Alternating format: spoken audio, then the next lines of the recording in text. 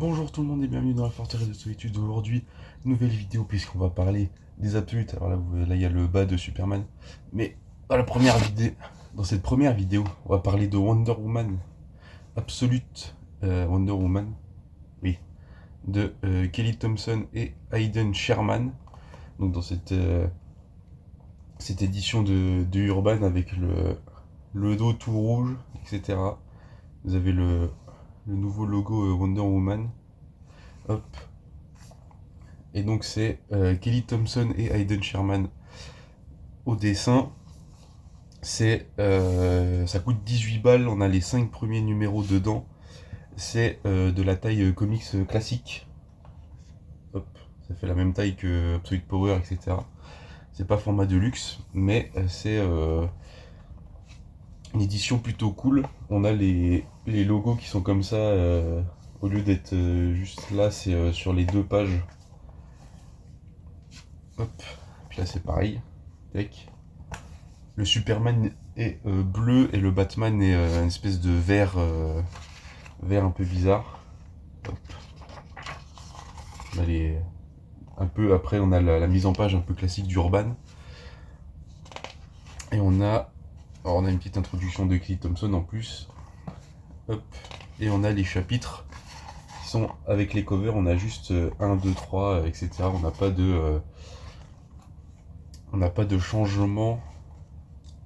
On n'a pas le nom à chaque fois qui a fait quoi dans le numéro, vu que c'est une nouvelle série qui est unique.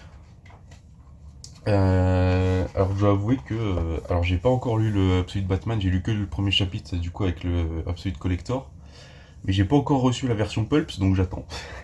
Donc là j'ai juste lu le Wonder Woman et le Superman que je vais vous faire en vidéo juste après. Mais du coup Superman c'était très cool et ça aussi. Mais je trouve que l'Absolute Wonder Woman brille plus par ses dialogues que par l'histoire. L'histoire est très cool. Du coup, on va découvrir forcément que Diana est une fille des enfers et qu'elle a vécu aux enfers, qu'elle a été élevée par Circé au lieu d'être élevée par les Amazones sur Themyscira. Vu que c'est qui? C'est Apollon? C'est Apollon qui lui a ramené Diana. Et c'est elle qui l'a élevée, entre guillemets, qui lui a appris la magie, etc.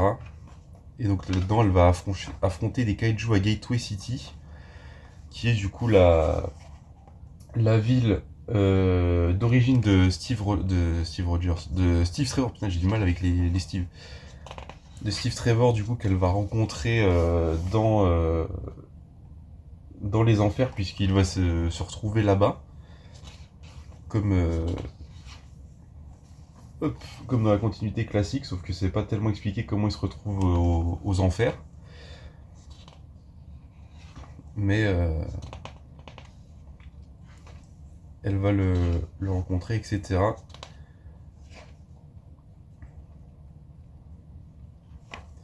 Elle va réussir à le ramener du coup à Gateway City en utilisant un sort et en sacrifiant quelque chose. Je vais essayer de pas trop spoiler. Regardez, c'est double page avec le tétracide, il me semble.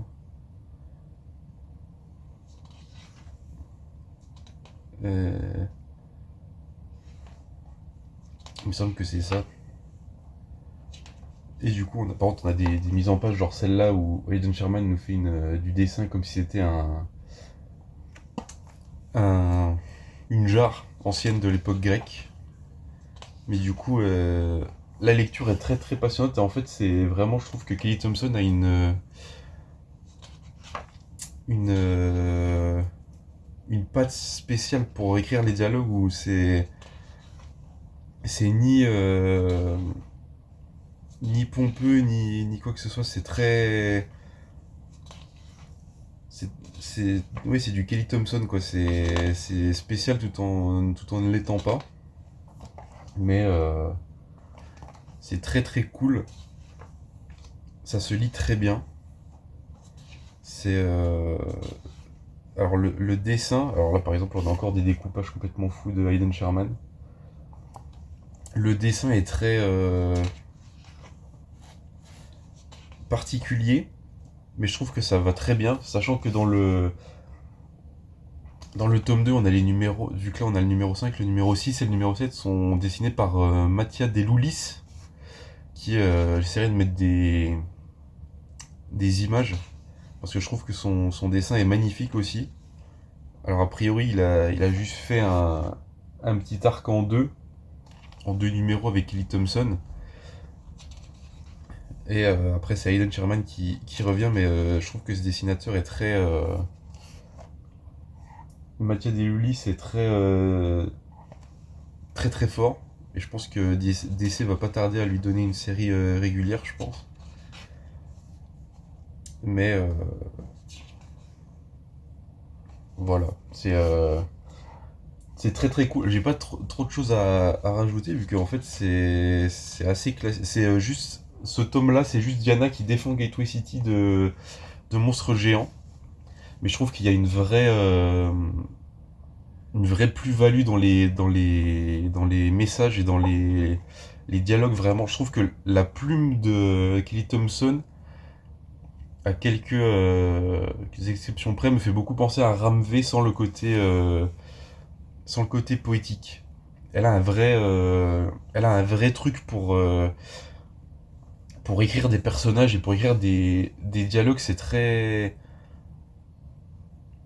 du Kelly Thompson, quoi. Je dirais que c'est Ramvé en femme, mais sans le côté poétique. C'est très littéral plutôt. Littéral littéraire.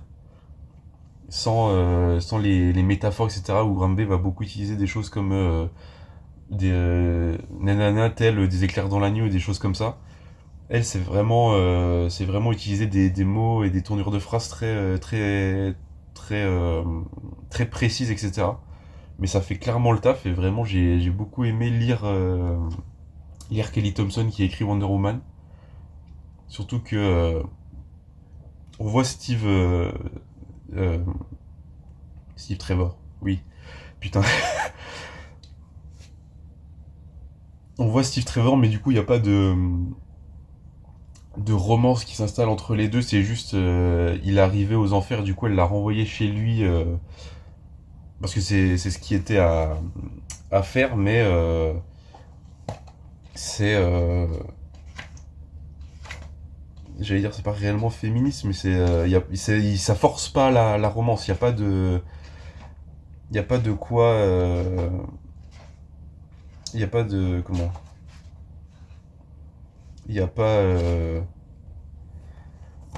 Il y a pas de choses, je pense, comme dans la continuité où elle le voit, elle tombe directement amoureuse de lui. Non, elle le voit, puis elle dit, bah, t'es pas où tu dois être, donc on va te recueillir et t'apprendre à vivre un peu avec nous, mais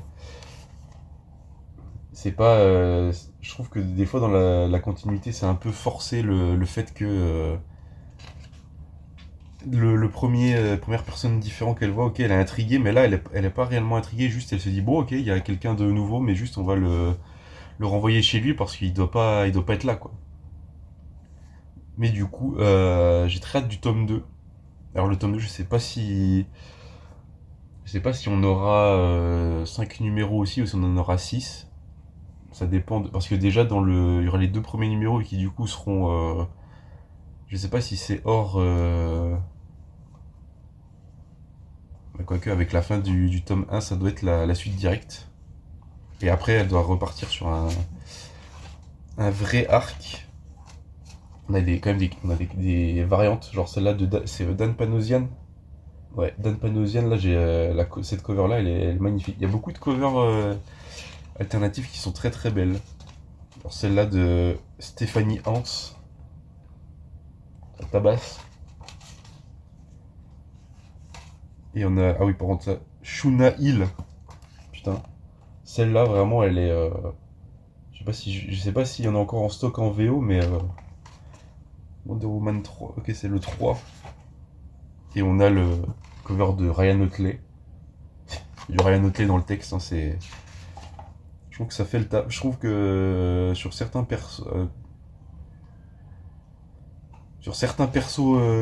super-héros, il est moins pertinent que sur Invincible. Genre là, genre je pense Batman, ça pourrait le faire. Il a fait du Spider-Man, mais je crois que ça... Ouais, ça, Spider-Man, ça allait sans Spider-Man, mais sur Wonder Woman, je trouve qu'il est...